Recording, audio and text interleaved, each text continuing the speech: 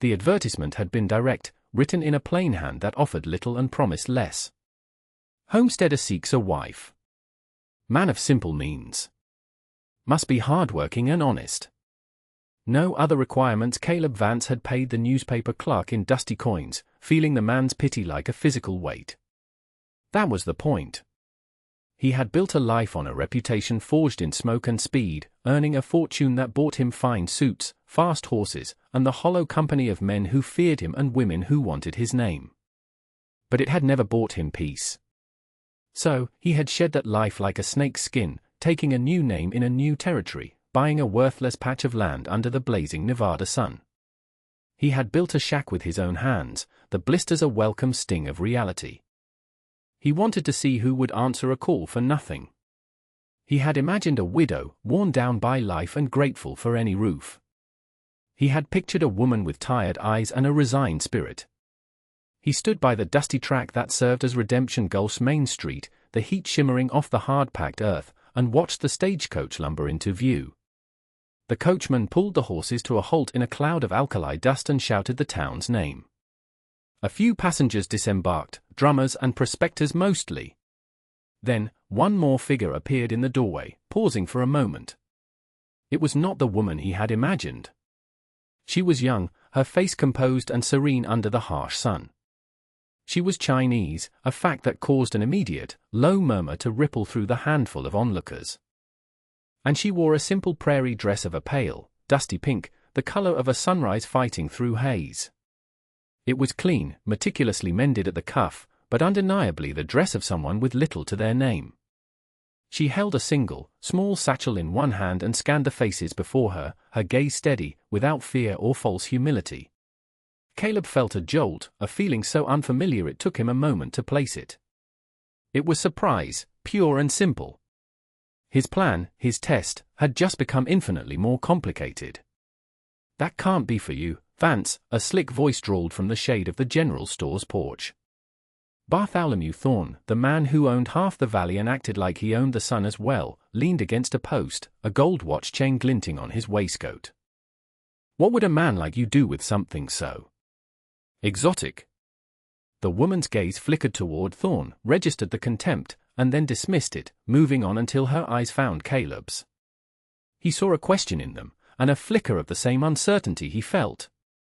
He pushed himself off the wall of the livery stable, the worn fabric of his shirt sticking to his back. He ignored Thorne and walked toward her, stopping a few feet away. "I'm Caleb Vance," he said, his voice rougher than he intended. She gave a slight, formal bow of her head. "I am Lin Yu." I answered the letter. Her English was precise, with a careful accent that spoke of diligent study.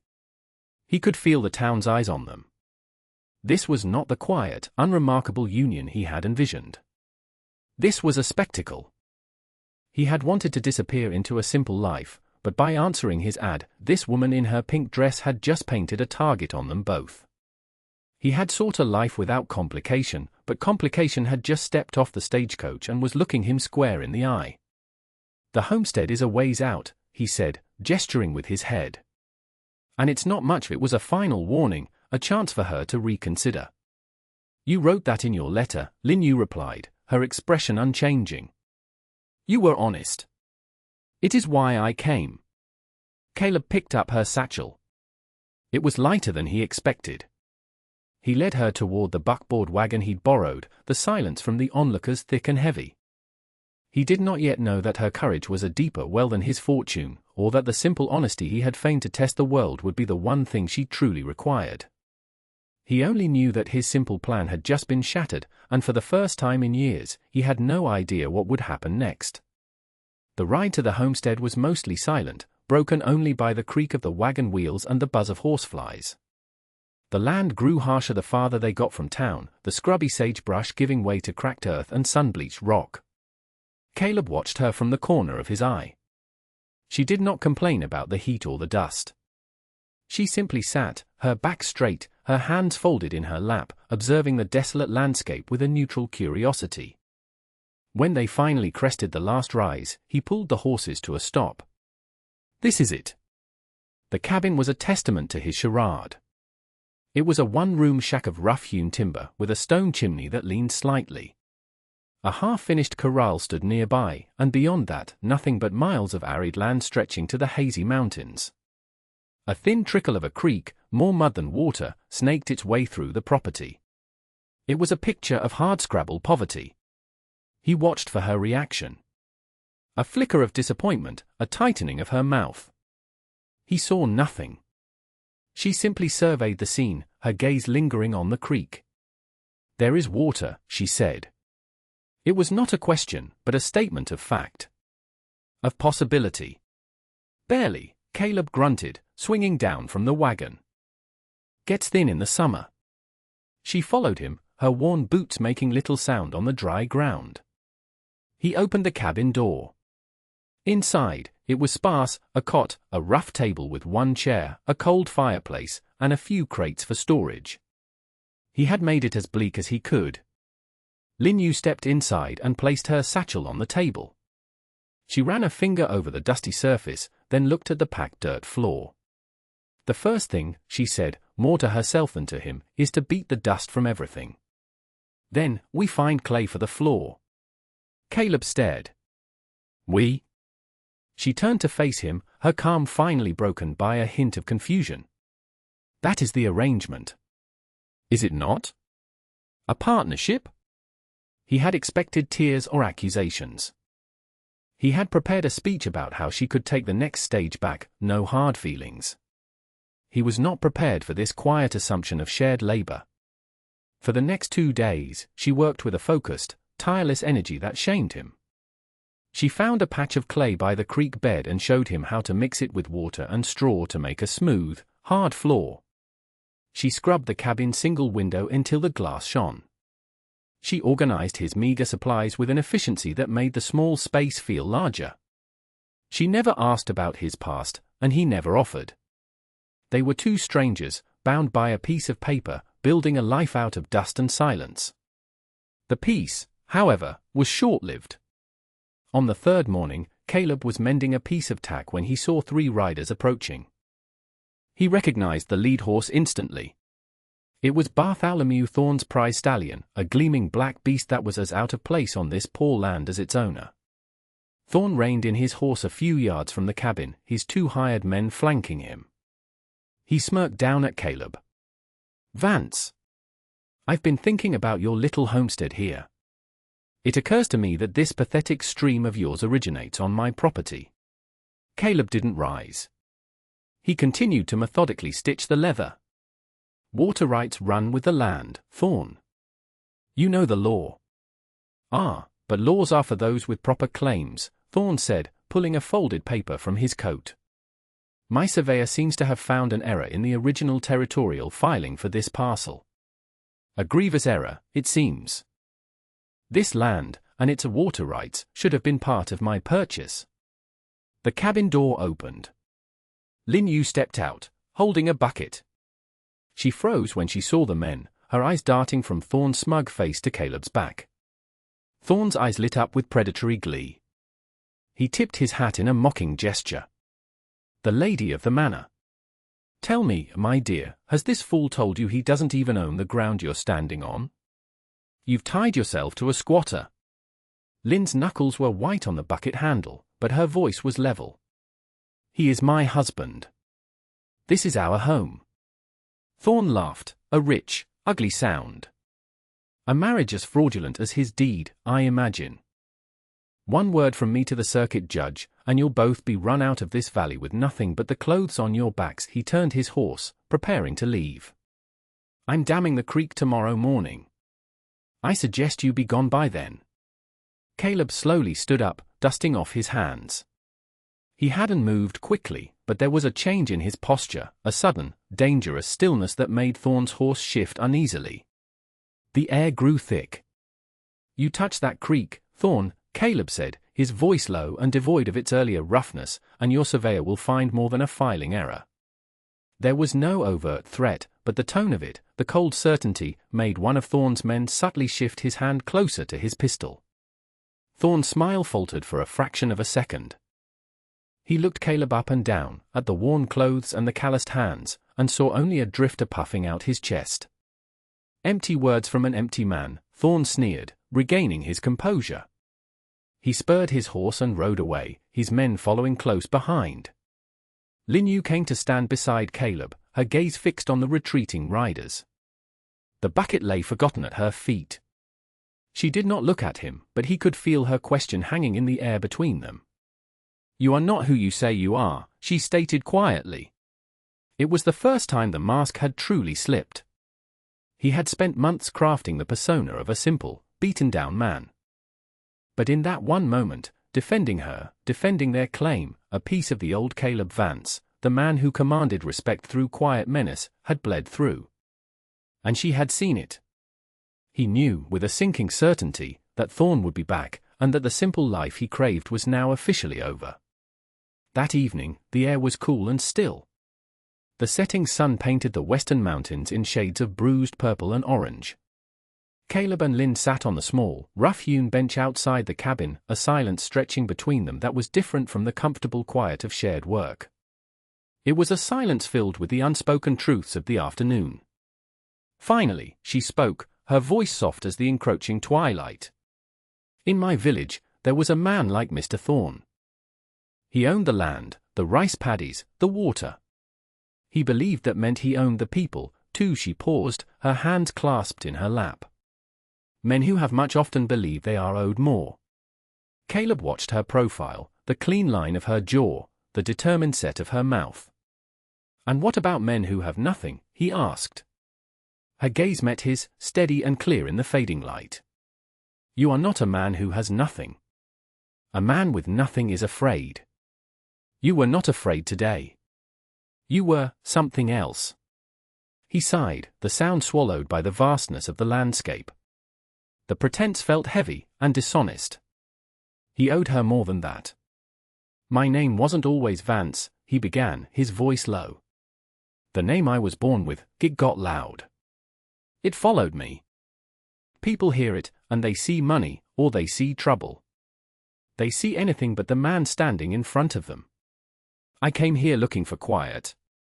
I wanted to see if a man could be valued for his work, for his word, and nothing else." He didn't tell her the name was famous for the speed of his gun.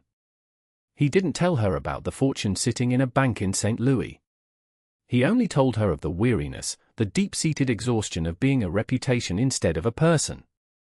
Lynn listened without interruption.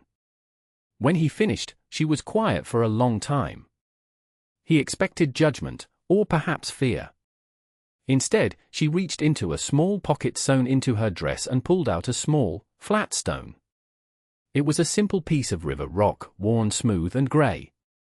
"When I left my home," she said, turning the stone over in her palm, "this was all I took with me. My mother gave it to me.